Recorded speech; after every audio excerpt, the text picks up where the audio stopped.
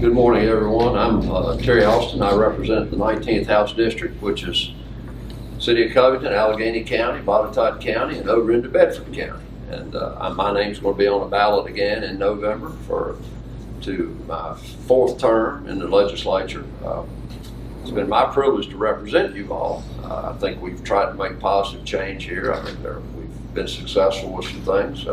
As Mr. Persinger said, there's some opportunities. There's challenge always. Topography here is one of our greater challenges. Flat land, finding somewhere that we have an opportunity. But the county's going to be seeking a new county administrator. John's left, and I think it brings opportunity. I have an event in Botetourt County on July the 29th out on Breckenridge Mill Road, just north of Fincastle. It's a fundraiser. I'm going to have Jason Meares is going to be there. Glenn, as Governor Youngkin, the candidate, is on the invitee list, but Glenn's not sure he can make it. He's going to do his best, as is Winston Sears. Congressman Klein is supposed to be there also. All of you all are invited. I'd love to have you. There'll be some hors d'oeuvres, and just Jason will speak, and I hope you can hear Jason speak. Jason sits behind me in the legislature.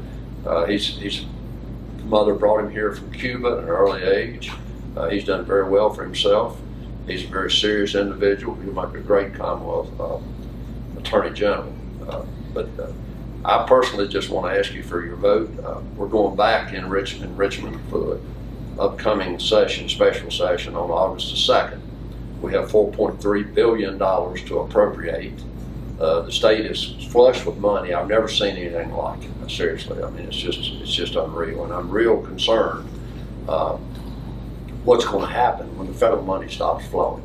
Right now, we've got about $770 million left for rent relief to give away in the Commonwealth. At some point when that rent relief stops, people are going to have to start paying rent and paying their utilities.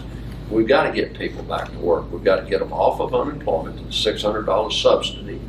And no one can find employees. Plenty of jobs, no employees. We have businesses closing because they can't get waitresses and other people in the service industry. And I don't understand what the governor's doing. I have no idea. I think we should help people, but I think people need to help themselves. I was just appointed to serve on the Behavioral Health Commission. I was in Richmond on Tuesday for that meeting. Crisis situation. We've stopped taking people in our state hospitals. Create these chairs. There are 5 senators, 7 delegates that were appointed. This is a newly formed commission. We have to hire a director. They're asking for $70 million just to bring the pay scale up in our state hospitals. We're starting people at $11 an hour. We can't find employees. I don't disagree that pay does not need to be raised. My fear is this is an ongoing expenditure. If we appropriate $70 million to bring these pay up to an adequate scale, we've got to have that money next year to support that. It's unreal. It's unreal. I mean, the request $700 million for broadband. I mean, we're spending money. I called down to Richmond to our House Appropriations to ask. At that time, it was publicized. It was $3.8 billion.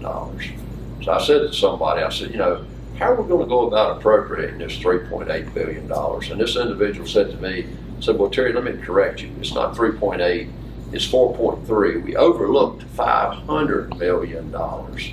Then every state got, regardless of the population, $500 million. When have we ever overlooked $500 million? I mean, the city of Covington got money, Alleghany County got money, Botetourt County, the town of Clifton Forge, the town of Fincastle, the town of Buchanan. Everybody's gotten federal monies. And at some point, we're going to pay all that money back. So, I just can't understand what we're doing in government today. It's unreal. We're going to put over $2 billion in reserves.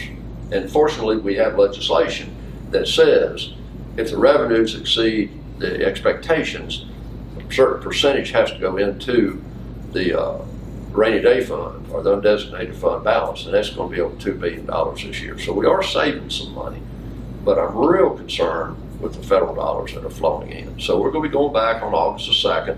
I'm a budget conferee. I was there's 45 of us in our caucus. I was one of 2 individuals that was a budget conferee. And basically what that means is the House has a budget, the Senate has a budget. The 2 bodies approve their budgets, and then we merge those 2 budgets. We bring them together.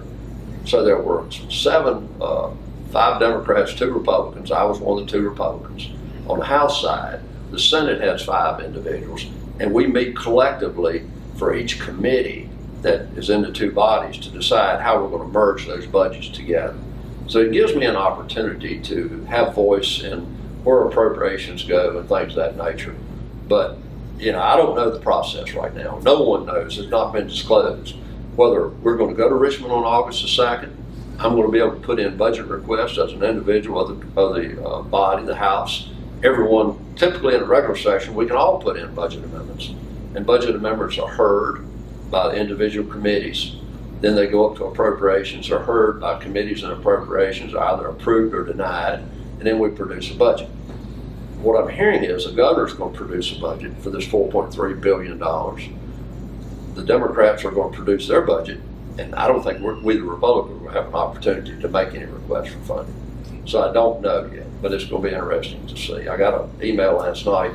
On Tuesday, I have a conferee voice video conference call to discuss, I guess, the process. But, you know, I'll do my best to protect our dollars. I'll do my best to bring dollars to our district, to the 19th House District. And you know, certainly I want our fair share. I mean, if the money's going to be spent, which it is, you know, there's going to be spent, I want our share back here. But I thank you. I asked for your vote on November. I will have signs coming. I'll get those to you. And I would ask that you please get a yard sign and put it up. Tell your neighbors, we need, I mean, I've got a Democratic opponent in Bedford and a Libertarian opponent in Bedford. So, you know, I am contested. I'm not too worried. We're in a fairly conservative Republican district, but I do need your support. I want to ask that you go vote and for Glenn Youngkin. Please go vote for Glenn. We've got a great candidate. Glenn is an excellent candidate. I've talked with him. I asked him to come to Alleghany County, and he did. At my request, I was with him twice, and I said, to my knowledge, no one's been to Alleghany. Would you go? And he said yes, and he did. And so, you know, we've got a good slate of candidates, but tell your neighbors, tell your friends, if we could increase our vote in the 9th, the 6th, and the 5th congressional districts by 5%, we can outvote Northern Virginia. But we just got to get people to go vote. I mean, people won't do it. They sit at home or complacent. But if people go vote, we can change the dynamics of this. We've targeted 5 seats in the legislature, 6 seats actually, that we can win. 5 are very winnable. If the election were held today, we would win 4 of those 5 seats. And we can take back the House. We have a great opportunity to take back the House. And nothing would please me better. It's no fun being in a minority, let me tell you. So please tell people to go vote. Ask people. Give them a ride to the polls. Do anything you can. Go vote early. Glenn has put in place a system by which he can tell, he knows who's voted. And let's just say Ron goes and votes, and his wife and others in his family doesn't. He'll know that the other family members have not voted, and he's going to send out a mass text or a mass email to individuals and say, hey, Ron, your wife needs to go vote, or your son needs to go vote. So, you know, please pay attention to this. Let's make certain that we go vote and get people out. I thank you for being here today. I thank Tiffany for what she does.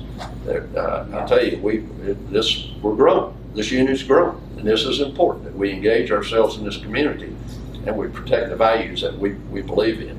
So thank you, and thank you for the privilege to support you.